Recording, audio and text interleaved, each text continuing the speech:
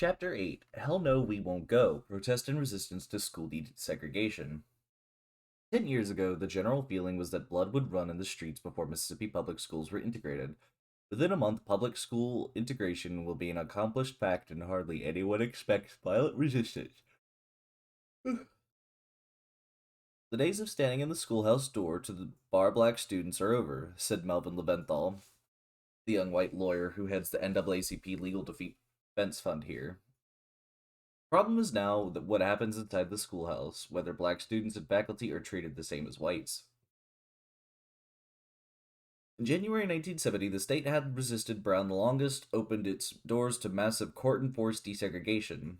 12 of the school districts named in Alexander v. Holmes' case began classes on January 5th, 1970, with 13 other school districts opening the following week.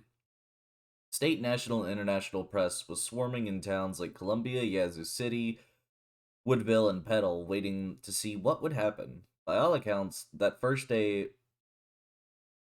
occurred with little incident and no violence. The one exception was in Petal, Mississippi, where a group of primarily white mothers protested with signs saying, "Hell no, we won't go," and white students refused to board buses to transfer to their new school, housed in a black neighborhood. The story of white resistance in this small town in Mississippi was picked up by the national press and featured prominently on the front page of the New York Times on January 8, 1970. Under the headlines, 4,000 Mississippian whites go to school but 300 balk, is a picture of three white mothers sitting in a children's desk and a young white boy clutching his hand in front of a blackboard with the words, "We won't go," boldly emblazoned in chalk. The newspaper was correct. Blood did not run in the streets of Mississippi when schools opened their doors on the first day of massive desegregation. No superintendent or principal stood at his schoolhouse door refusing black students entrance. National Guard was not brought in to accompany the mass of black students entering formerly all white schools. No massive riots erupted as they did in 1962 when James Meredith tried to enroll at the University of Mississippi. No police were captured on TV senselessly beating black students or parents.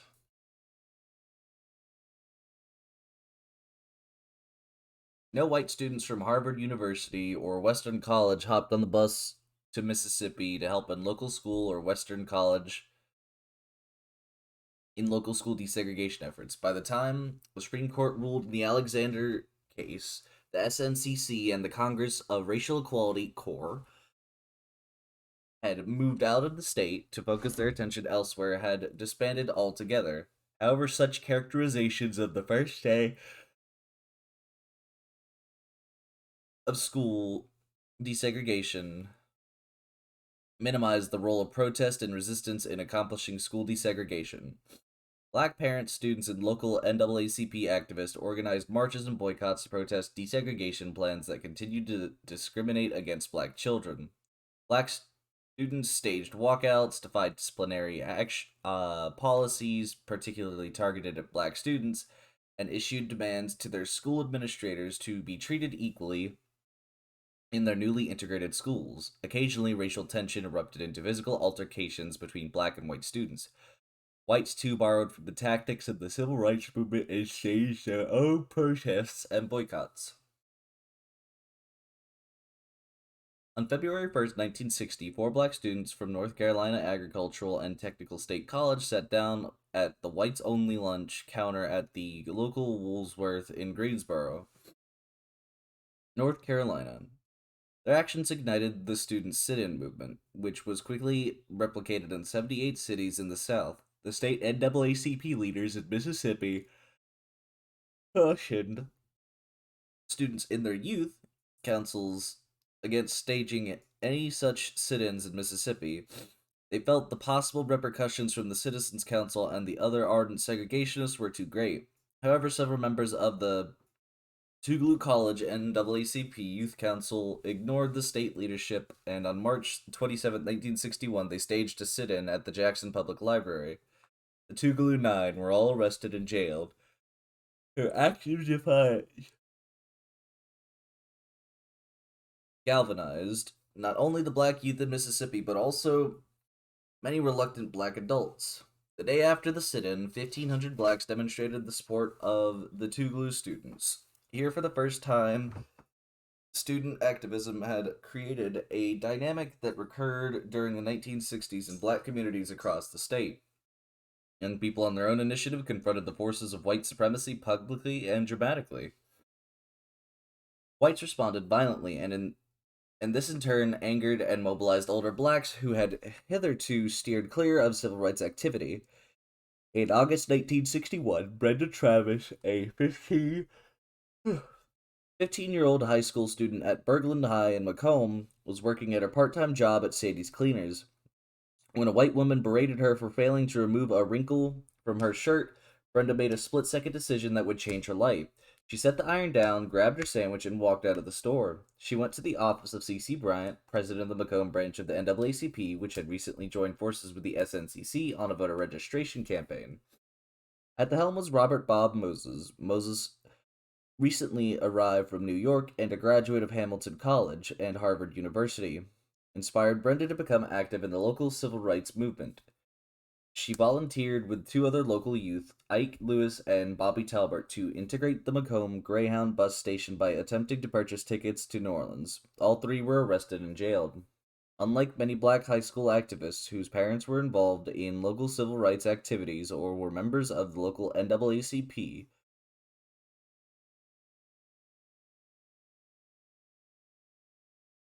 Brenda was the daughter of poor parents with no connection with the local movement. Brenda explained why she did not discuss the SSNCC and slash NAACP involvement with her mother.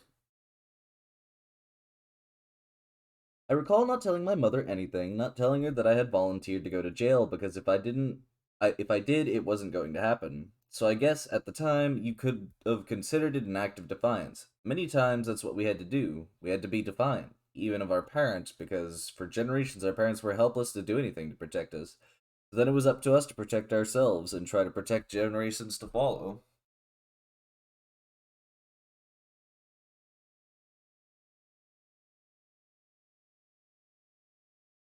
When Brenda and Ike, also a high school student, were released from jail, they tried to return to Bergland High.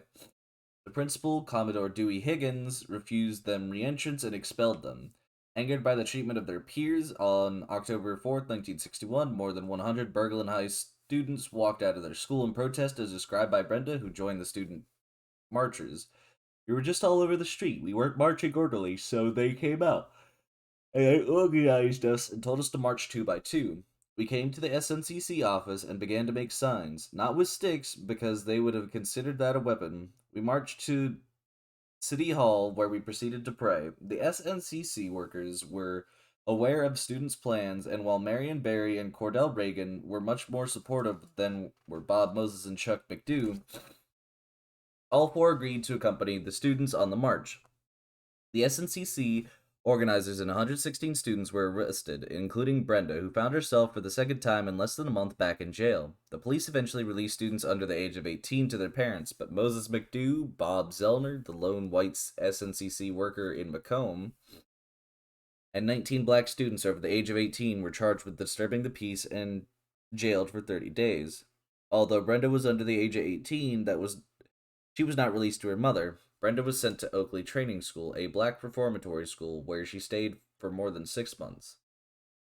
The other high school students participating in the march faced further retributions from the school. All 116 were expelled from Berglund High. The criterion for readmission into school was a written pledge from the students stating that they would not participate in any further protest or marches. 54 students refused to sign the pledge and were not allowed back into the school. To accommodate the students who had nowhere else to attend school, the SNCC volunteers created a makeshift school called Nonviolent High, which the expelled students attended for the last 3 weeks of October.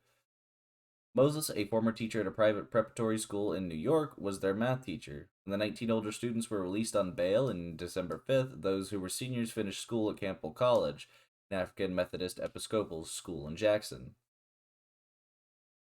Many black parents were furious with their children for participating in the walkout and meted out physical punishment at the jail when they picked them up, but many were also angry with the leadership of the SNCC, blaming them for encouraging their children to disobey their parents by participating in the protest. Local activists Nathaniel Lewis and C.C. Bryant were also upset with the NCC, for they did not believe Macomb was ready for the demonstrations, and like many black adults, were appalled that SNCC would permit a 15-year-old girl to participate in a sit-in. However, as Dittmer notes, the SNCC was successful in tapping into a different type of civil rights worker, which in turn helped spur others to join. Here, SNCC intuitively grasped a vital part of the future mission in Mississippi, developing a sense of worth and leadership among people who had never been held in high regard in their communities. Brenda Travis, for example, had come from a broken home. She was not a well known person at school, yet through SNCC she came alive and emerged as a symbol of the student movement in Macomb. She had mobilized the Berglund High students, inspiring them to stand up for their principles. Other confrontations between black students and their parents, teachers, and principals occurred elsewhere in the state as the civil rights movement gained momentum. In May 1963, 500 students walked out of Brinkley High, Jim Hill High, and Lanier High to participate in a protest in downtown Jackson. In September 1964, black students at Booker T. Washington, a segregated black school in Philadelphia, Mississippi, clashed with their black principal when they wore SNCC buttons that read "One Man, One Vote" to school. The principal ordered them to remove the buttons. When they refused, he suspended them. A similar conflict occurred in January 1965 at Henry Weathers High School, a segregated black school in Issaquah County. 30 students showed up at school wearing freedom buttons, displaying a black and a white hand joined together with the SNCC inscribed in the margin. Concerned the buttons were creating a disturbance in her classroom, one teacher sent the students to the principal's office. He demanded they remove the pins. When 3 students refused, he suspended them. The next school day, 1,150 students showed up wearing the freedom buttons. According to court records, several students tried to force the pins on students who had refused to wear them. At the end of the day, the principal suspended 300 students.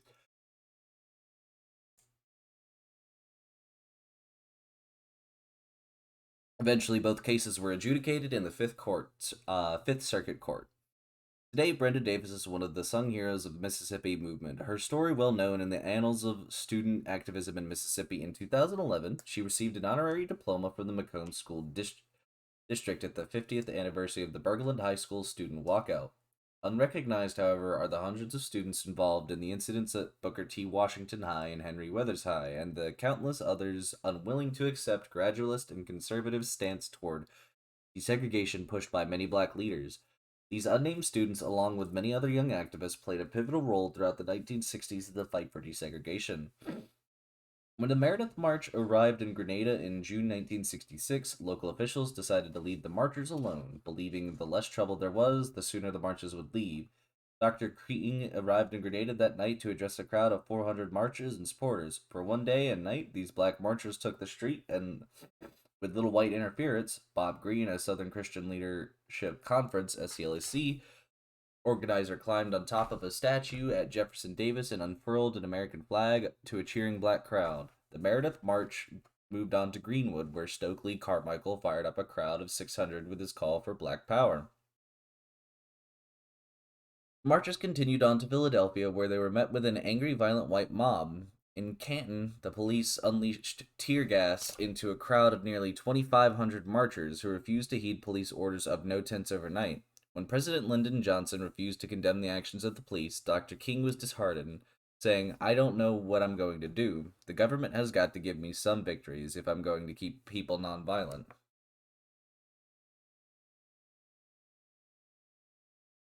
After the marchers moved out of Grenada, SCLAC volunteers stayed to help local activists launch a massive voter registration effort. In just 2 days, 1,300 black residents registered to vote. The Grenada movement, as it came to be known, mobilized on many fronts. Local youth tried to buy tickets to the white section of the theater. When they were refused, they staged a sit-in on the sidewalk in front of the theater. Blacks, including many students, attempted to desegregate white churches, restaurants, swimming pools, and other public facilities. Throughout the summer and into the fall, they held mass meetings every night, followed by marches downtown, far different from the early responses of whites to do nothing. This time, they pushed back, often with violence. Protesters were arrested, beaten, and jailed. Racial tensions intensified during the summer, culminating in a violent clash in late July in which the peaceful protesters were attacked by a mob of more than 700 whites, many of them armed with knives and clubs.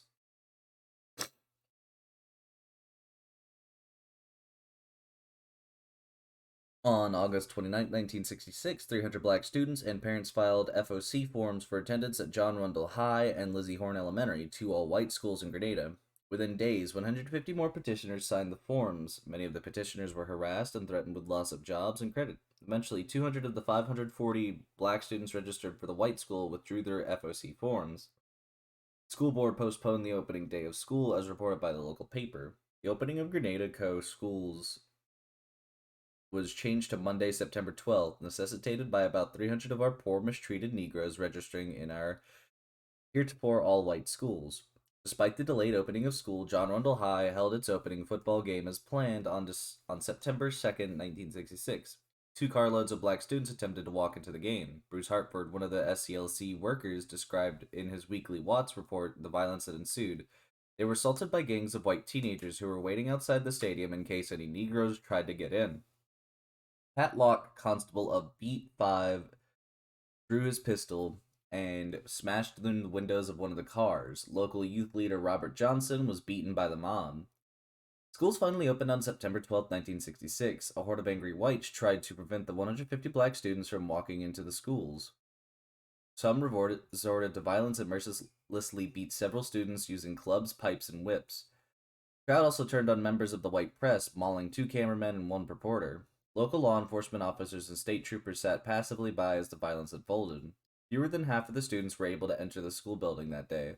The rest returned to Bellflower Baptist Church, the SCLC headquarters. When school was dismissed at the end of the day, school officials gathered all the white girls in the principal's office to protect them from the spate of violence they knew was awaiting the black students once they exited the doors.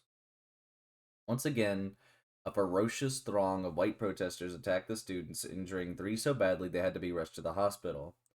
Not to be deterred, on the following day, 100 black students once again tried to desegregate the Grenada public school. This time they were escorted in cars, which the whites lining the streets attacked. 10 students suffered injuries, but the majority of them entered the school that day. With the national press reporting the violence in Grenada, Governor Paul Johnson finally issued an order to state troops to protect the black children when they were dismissed at the end of the day. When black parents and SCLC organizers tried to meet the students to escort them home, they were stopped by state troopers who informed them that no pedestrians were allowed within 2 blocks of the school. The children finally returned safely home, but more than 500 whites showed up at the march that night and once again attacked the black marchers. 2 days later, federal judge Claude F. Clayton finally stepped in and issued a court injunction ordering the children be protected and allowed to go to school. On Monday, September 19th, 1966, 169 black students escorted to and from school by their parents and SCLC workers walked peacefully into John Rundle High and Lizzie Horn Elementary. Folk singer Joan Baez, who had traveled to Grenada with Dr. King to demonstrate her support for the black students and parents seeking a powerful school desegregation, was one of those escorting the children. While the students were no longer physically attacked en route to and from school, inside the school they were harassed, spit on, cursed at, excluded, and ostracized. 40 of the black students were expelled in the first few weeks on charges that they were troublemakers. Students and parents tried to meet with the principals at John Rundle High and Lizzie Horn Elementary, but they refused to meet with them. So on October 21st, 1966, black students staged a massive walkout to protest the continued harassment of black students. The principal immediately suspended 278 of them for 10 days. Several days later, more than 200 black students and adults marched to John Rundle High School and Lizzie Horn Elementary School to protest these mass suspensions. The Grenada County Weekly reported what happened next. The marchers, singing and chanting, were stopped at the intersection of Margin and College Streets by Grenada police and highway patrolmen. After a half hour of singing, chanting, and demonstrating at the barricade where they refused to disperse, officers ordered the group into the large paddy wagon. Monday afternoon, officials moved approximately 91 youths 15 years or older to the state penitentiary at Parchman in cattle trucks to relieve the congestion at the Grenada jail. The adults who were arrested were handcuffed and taken to Parchman in cars by officials. Children under the age of 15 were released to their parents. Dr. King was horrified by the actions of the local police and immediately sent a telegram to Acting Attorney General Ramsey Clark, describing the atrocious treatment of students and SCLC volunteers in Parchman Penitentiary. Women prisoners were stripped of all but their undergarments, and each male prisoner was issued a pair of pants. They were then subjected to the deliberate use of prison air conditioning system. The prisoners have also been threatened and verbally abused. King reminded Clark that the state of Mississippi had already received $80,000 in federal aid as part of the Civil Rights Act to prepare for school desegregation, with an additional $33 million authorized for the current year. King concluded, I recall the pledge of the present administration to enforce with vigor the Civil Rights Act and related statutes. It is your sacred obligation to enforce these laws. We strongly urge you to do so in the terror-stricken Negro community of Grenada. After the arrests, blacks organized a massive boycott of the schools with 2,200 black students participating. Judge Clayton once again intervened, and on November 7th, 1966, he ordered black parents not to demonstrate at the school or organize boycotts, and ordered the school district to treat the black students equally and fairly and to meet with black parents and students to discuss peaceful resolutions to problems. He also called for clear procedures for filing school complaints. The Grenada student protest was the most violent protest related to school desegregation in Mississippi, but it was not the last. Black youth continued throughout the decade to be actively involved in desegregation of their schools. In April 1968, after the assassination of Dr. Martin Luther King Jr., between 600 to 700 black students walked out of their schools in Greenwood. The local minister gathered the protesters together in his church and asked them to channel their rage into the ongoing boycott of white merchants. Black students in Yazoo City staged a similar walkout after Dr. King's death. In April 1970, black students in Leland High gathered outside the principal's office and later in the auditorium, where they created a list of grievances. They wanted the superintendent and principal to address immediately. A month later, classes were canceled at Leland High. Reason, according to the local paper, increased belligerence of the black students. In spring 1970, 108 black students at DeKalb High in Kemper County walked out of their school to protest their treatment as second-class citizens within their school. At DeKalb High, the black students and teachers were kept completely separate from the white students and white teachers. We've had enough of being in the same building but being kept apart like animals, the black students told their former assistant principal. At Greenville High in March 1971, most of the black students walked out of their school to protest what they called iron hand rule of the principal and his remarks about black students needing to adjust to a white attitude. In fall of 1970, Rankin County was the site of a well-organized student walkout involving multiple high schools, including Pearl High, where Lamar Beatty was the new principal. One Friday morning in early fall, a teacher at Pearl High School intercepted a note in her classroom that said a walkout was planned for noon that day.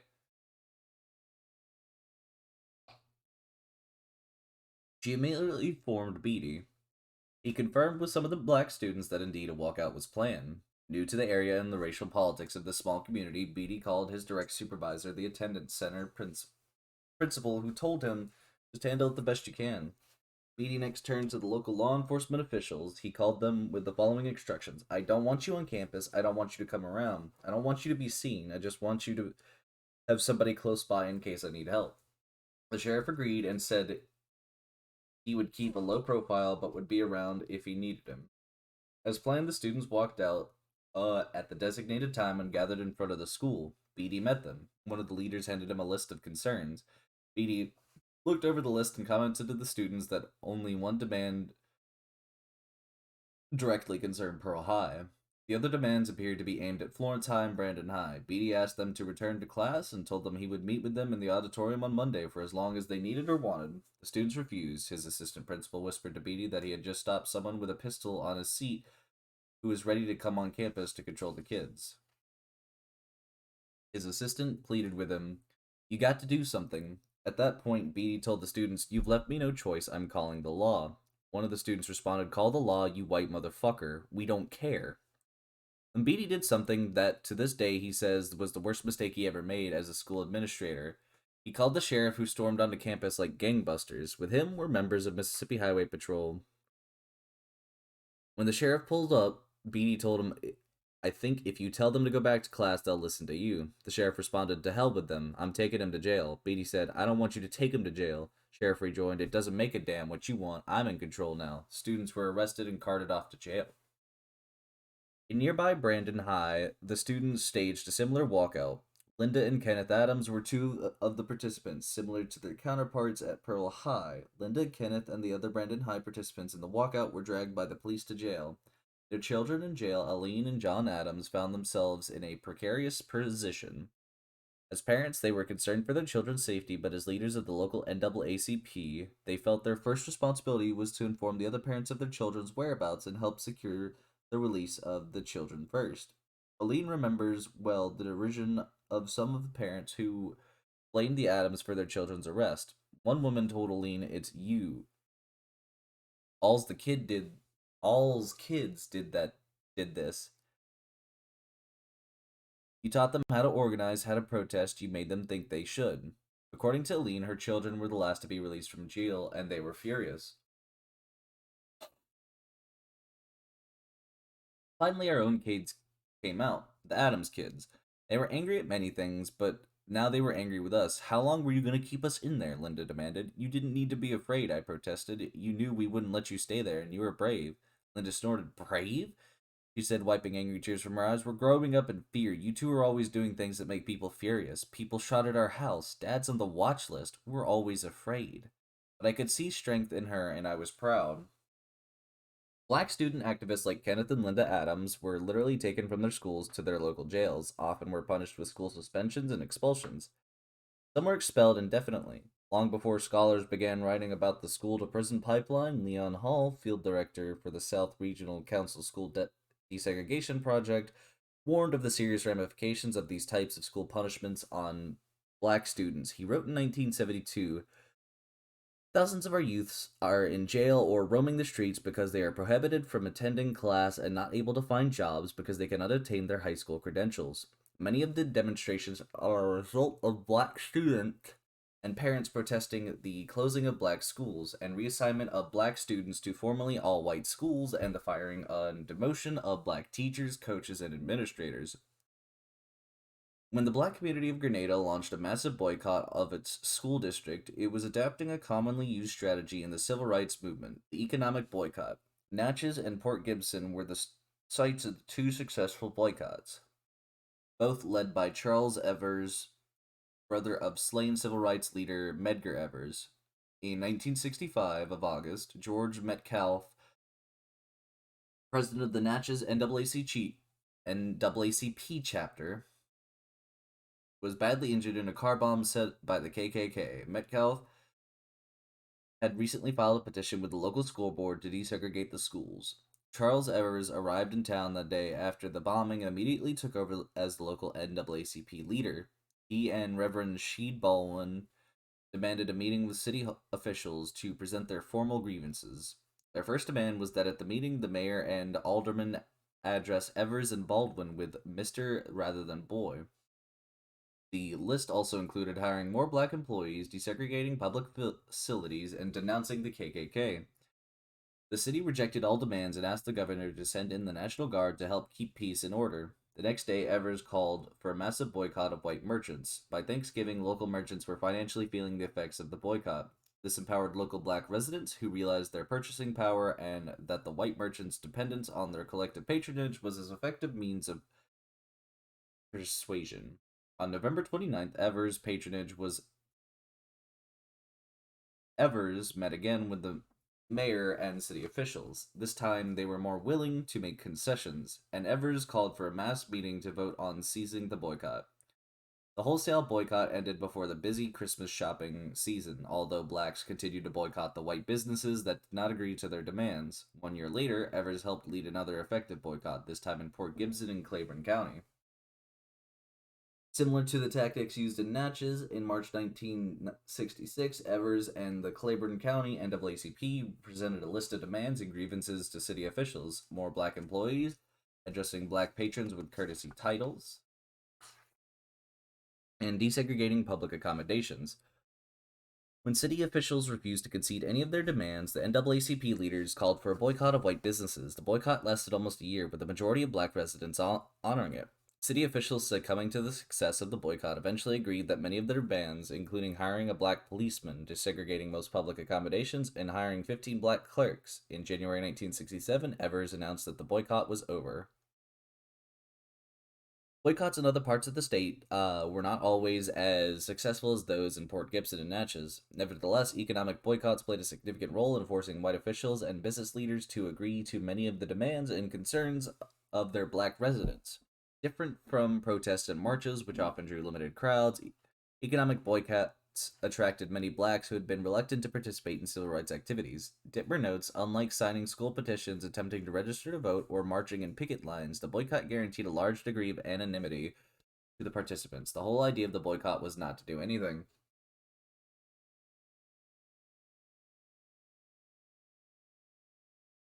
As obdurate school districts continued to drag their feet in complying with school desegregation orders, blacks increasingly turned to boycotting schools. Similar to how economic boycotts affected the revenue and profit margins of white merchants, school boycotts could potentially cripple school districts since the amount of money received from the state was derived from the average daily attendance of students. An example from Clay County is illustrative. In 1969, the Clay County school system received roughly $1.30 per student based on average daily attendance. When it desegregated its schools, both black and white students boycotted. The school board decided to cancel school until after the district court ruled on their desegregation plan, since absentees were not counted when a school was officially closed. These actions were taken, according to Clay County Superintendent W.G. McCutcheon, to prevent the financial collapse of the schools. With only 292 of the 900 students attending schools in Clay County, the school district risked losing approximately 900 a day in funding. Frequently, boycotts were short term and used as leverage in negotiating with local school boards. When demands were met on a federal court intervened, the boycott was suspended. As discussed earlier, in Grenada, blacks boycotted the schools for more than a week. They returned to school only after a district judge forced the school board to abide by a fair treatment policy and to meet with black parents to discuss grievances.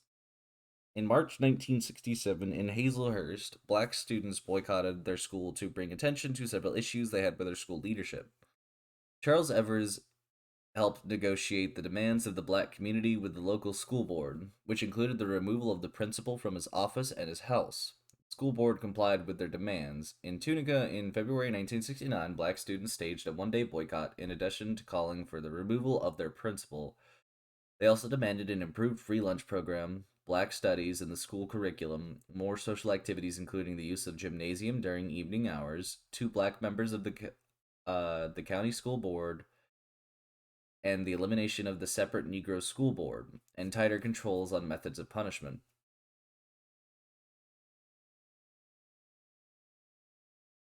In a few towns, school boycotts lasted much longer as school boards refused to take or make any concessions toward the demands of their black patrons. When the Coffeyville School District approved a desegregation plan to segregate students by sex, black students responded with a full-fledged boycott that lasted more than a year. As a result of the boycott, attendance numbers declined precipitously from 1,562 in 69 to 70 to 918 in 70 to 71. In Noxubee County, black students boycotted schools in January 1970 because of the school board's last minute change to its desegregation plan. The new amended plan called for limiting the enrollment of black students in white schools to 40% of the white enrollment. In Noxubee County, the number of black students far exceeded the number of white students. Thus, the proposed plan would result in only 200 black students attending desegregated schools. The other 3,400 would continue in segregated schools. So successful was the boycott that only 23 black students showed up for the class on January 5th, 1970. The boycott lasted the entire semester, with almost every black student honoring the boycott. In October 1970, black students in East Tallahatchie School District boycotted their schools in protest to their district's desegregation plan. 100 white students withdrew from the school district after the boycott and protest began. By March 1971, the attendance was so low in East Tallahatchie that the school district faced the possibility of losing 16 or 17 teachers. Black students finally returned to school in September 1971 after a new desegregation plan was approved. One of the most effective uses of boycotts around schools was in Clarksdale, the first occurring in November 1961 when the new mayor announced that the bands at Higgins High School and Coahoma Junior High would not be invited to participate in the annual Christmas parade. This was an abrupt departure from the past tradition. The students responded to the affront by planning a protest march. State NAACP President Aaron Henry dissuaded the students from the march. Instead, the NAACP organized a boycott of the white businesses, and Henry enlisted the help of students to make the boycott effective. Their slogan was apt: "If we can't parade downtown, should we trade downtown?" Racial tensions in this Delta city remained high throughout the decade, partly around the school district's failure to comply with the school desegregation. As late as 68 to 69, the Coahoma County School District still operated a dual system of largely segregated schools, resulting in the loss of its federal funding in December 1968. 2 months later, in the February 1969, the school board dismissed 35 black teachers and 27 black teacher aides, claiming they had no money to pay them. No white teachers were dismissed. On behalf of the dismissed black teachers, Melvin Leventhal, attorney for the NAACP Legal Defense Fund, filed a lawsuit charging the school system of failure to comply with desegregation orders and asking for all fired teachers to be reinstated with full salaries and back pay. The suit also asked that the school system institute a desegregation plan for using pairing or geographical zoning, since its current plan of employing FOC had resulted in only 17 black students attending white schools.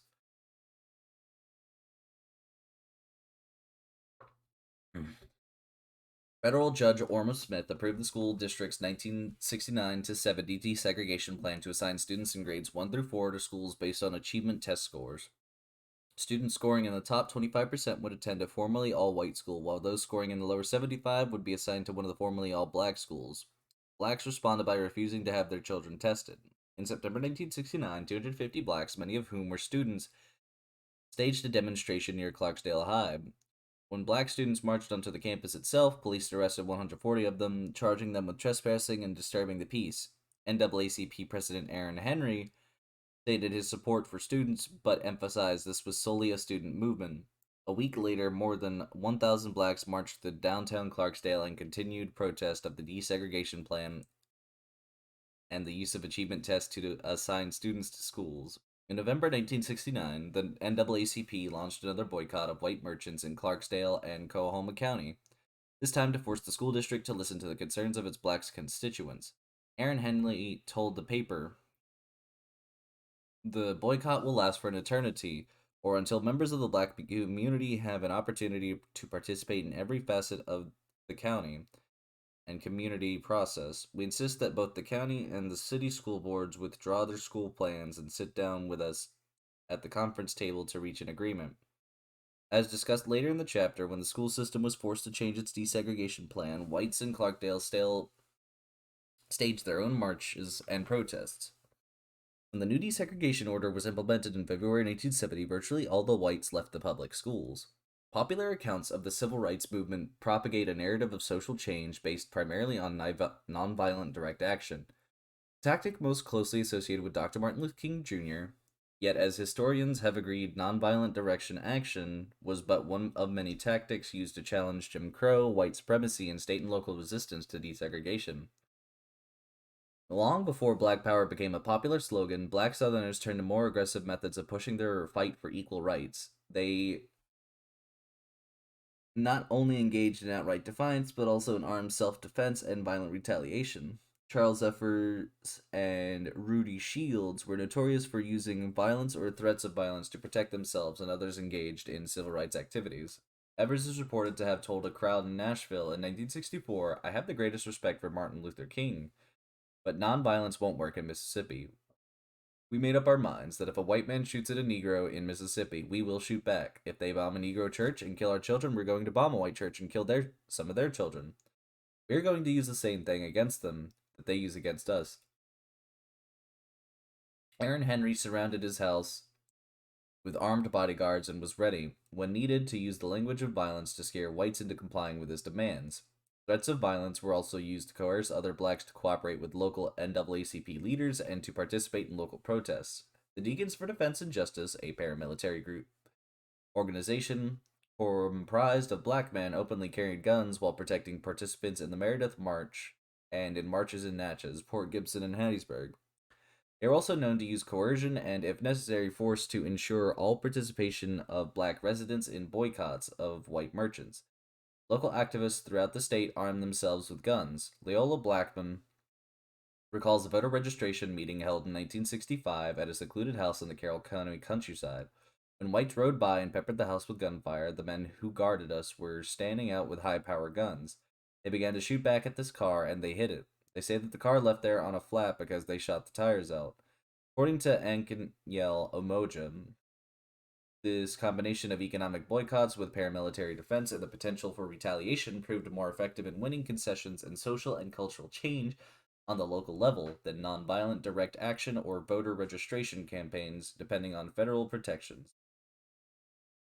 In October 1969, on the Friday night following the Alexander ruling, 15 black students brazenly walked into a football game at Liberty High, an all white school in Amity County. It was a dangerous act to sit in the stands at a school in a county with a horrific history of violence against blacks. These students knew their defiance of the social norms and expectations of the community both frightened and enraged the white fans sitting around them. Eventually they left, but the next night they returned and stole the school's rebel flag, leaving a note on the cafeteria, "Go to hell, whites."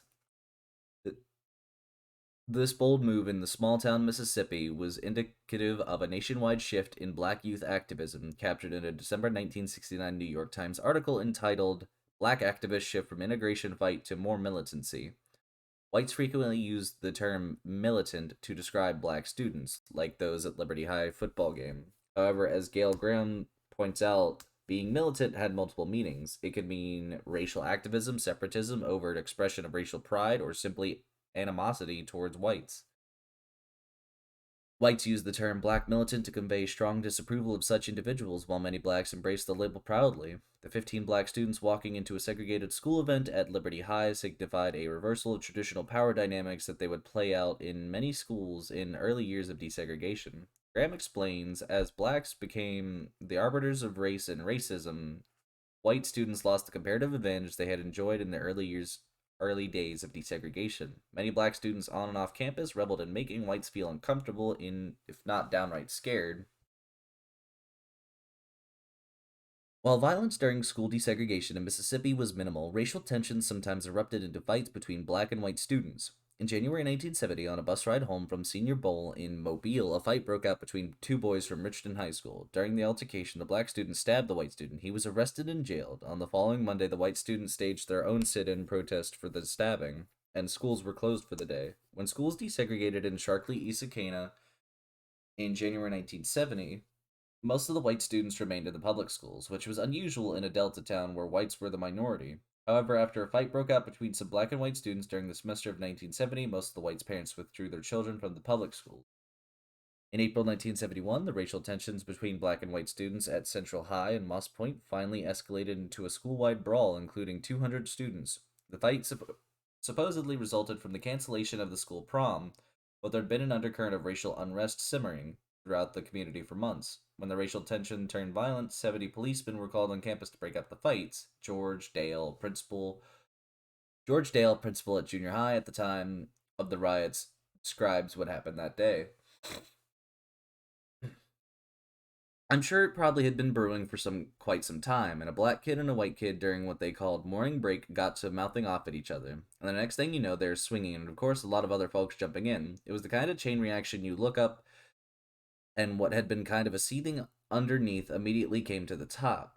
And they were fighting, and the teachers on duty were trying to break it up, and there were fights breaking out everywhere. So they called the police, and the police came up and were trying to break it up. By that time, everybody was out on the campus. So the police called the highway patrol. First thing they did was bring their bus up there, and when they finally got it quieted down, people scooted out and went on home. But they'd loaded up a bunch of those kids, all they could get. They were fighting them. They put them on the bus to take them down to the jail to send them through the youth court. When the injured students arrived at the local hospital, they began swinging at each other in the emergency room. 9 students were arrested, and city officials imposed a curfew to help calm the escalating racial situation. The next day, black students boycotted their 6 weeks exams and refused to leave campus when ordered to do so. Police were once again called to campus. 25 black students were arrested. Several accused the police of using undue force in forcing them to evacuate the campus. The principal and several teachers resigned after the riot. In 1969, as part of Harrison County's school desegregation plan, North Gulfport High School, an all-black school, was closed and its students transferred to Harrison Central High, one of the largest high schools in the state. Black students were angry not only about their school closing, but also about being sent to a school where whose mascot was the Red Rebels, and where Confederate flags were omnipresent at every sporting event. Because of Hurricane Camille, the school term did not begin until September 29, 1969. When students finally returned to school, the racial tension was palpable. Shortly thereafter, teachers and administrators began hearing of plans for an organized protest. They were told to be prepared for Black Friday and, and a possible riot. On the day of the rumored riot, the principal assigned all faculty and staff to duty stations throughout campus. The superintendent, hoping his presence would prevent any violent outburst, arrived early that day. As the buses transporting the black students arrived on campus, the Harrison Central faculty watched as black students exited the buses. Many garbed in all black attire, ominously. Because of an earlier storm, they had left the school temporarily without electricity. The morning bell did not ring on schedule. William Lewis, a young new teacher and coach at the school, was stationed on a knoll leading up to the school entrance. He described what happened as students milled about waiting for the bell to ring. All of a sudden, a scuffle broke out, and then you started hearing that there was a fight going on over by the cafeteria and down by the science building, and there were melees all over the campus. And it was really a challenging situation there for several hours, and it took time to get things under control to get the students in their classrooms. Of course, law enforcement had been placed on alert because it was not too long until all of law enforcement showed up.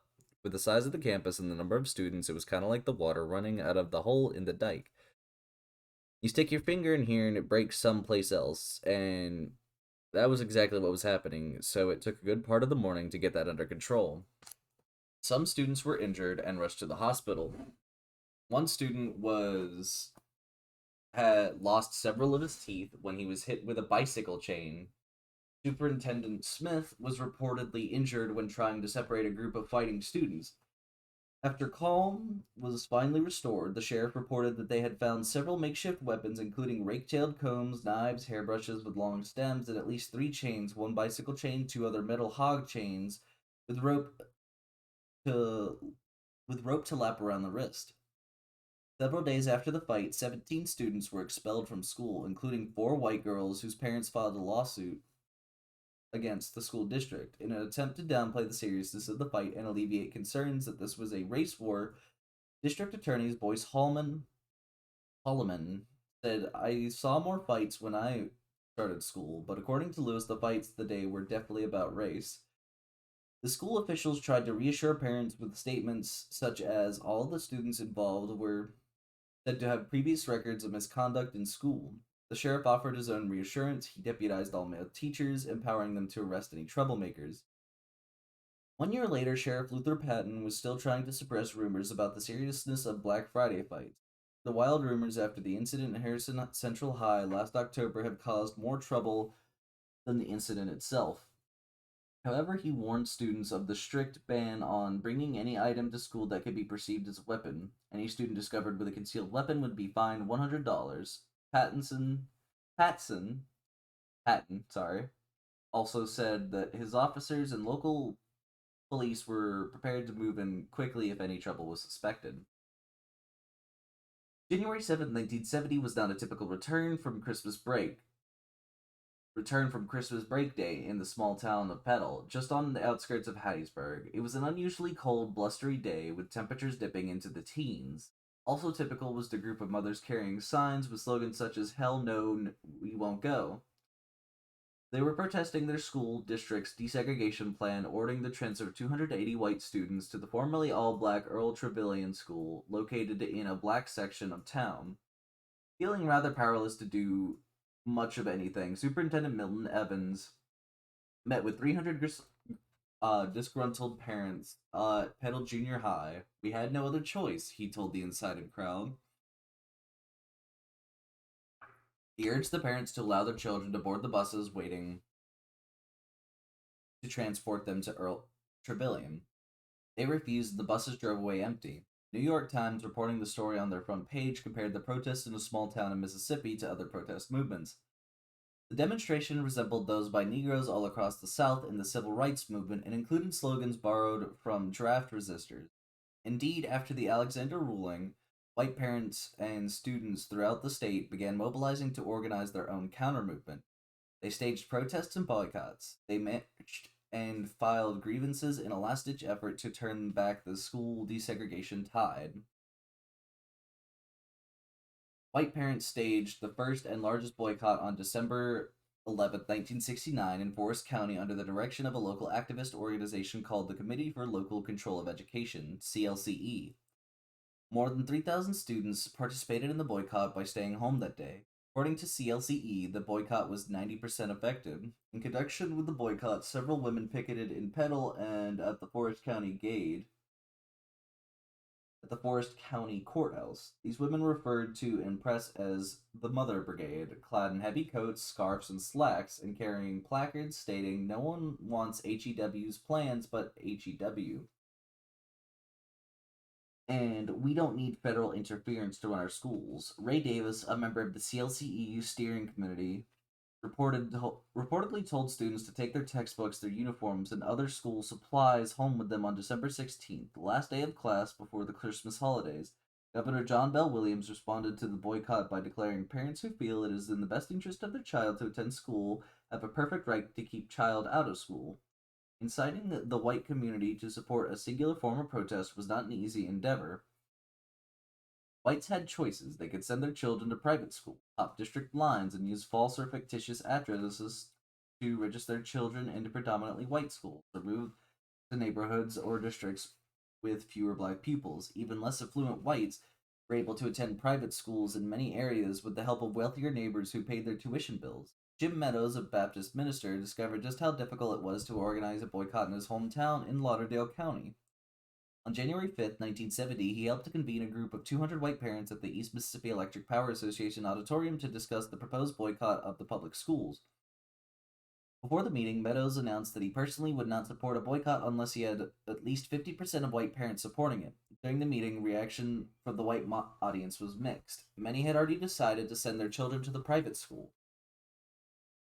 Others were content to take a wait and see attitude and keep their children at home for a few days. After the meeting, Meadows had told the local paper that he had not received the support he needed. It would have been effective if we had gotten 70 or 80% of the parent support, and it would have served its purpose as a voice of opposition. He decided to send his 3 children to the public schools, at least for the first day, stating, "There may be a time that I may have to send my children to a private school, but I believe public schools are the answer, and we will send them there until we feel that if we send them, they may not be safe." As discussed earlier, throughout the 1960s, Clarksdale was the site of multiple black protests, boycotts, and marches, including a boycott of local white merchants in November 1969 to protest their school district's desegregation plan of using another achievement to test scores to assign students to schools. In January 1970, the federal judge struck down the school district's proposed plan and ordered it to eliminate immediately its dual system of desegregated schools. The court ordered grades 7 through 12 to open under the new plan on February 1st, 1970. The mayor and city officials, all white, issued the following statement asking citizens to cooperate with school officials and to support the public schools. The implementation of this plan involved many difficulties for both the black and white communities, as well as our school administration. As never before, the people of the city must unite in a determination that these difficulties be resolved. There is no alternative. If the city of Clarksdale is to survive and grow into a prosperous community, we urge all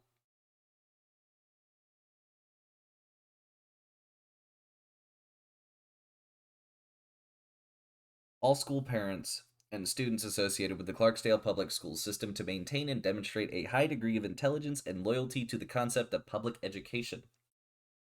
The vast majority of whites responded differently. A group called the Silent Majority of Coahoma County organized a march, and in January 1970, 1,500 white residents marched through downtown Clarksdale to protest the court order. Ironically, a central theme of their protest was the right to use FOC to achieve desegregation. After resisting for years any form of school desegregation, even through FOC, the white protesters were now touting choice as a basic principle and fundamental right to ensure that the silent majority, i.e., whites, had a voice in local decisions. In March 1969, the National Association for Secondary Principals reported that 59% of high schools and 56% of junior high schools had experienced some form of student protest. Responding to this state of crisis, practitioner journals from 1968 to 1972 published a plethora of articles about how to handle student unrest on high school campuses, with titles such as Organizational Response to Student Militancy in the Secondary School and Revolutionaries who have to be home by 7:30. These articles offered school administrators practical strategies for dealing with disruptive student activists. The overarching message of these articles was that principals in urban schools, such as those in New York, Chicago, and Los Angeles, should expect student unrest and be prepared to deal with it appropriately. Missing from these journal articles was any mention of the student unrest occurring in the South during the tumultuous time of school desegregation. Indeed, one article published in 1970 in the High School Journal claimed the small rural schools have yet to evidence the protest movements in urban America. However, a 1971 NEA report of Southern schools embroiled in desegregation paints a very different picture of student activism. It notes that 23,881 students in Southern schools were involved in boycotts, walkouts, and demonstrations. 2,570 were arrested as a result of racial clashing and recently desegregated schools, and 224,866, primarily black, had been expelled or suspended from July 1970 to May 1971. That is the end of Chapter 8 of Just Trying to Have School.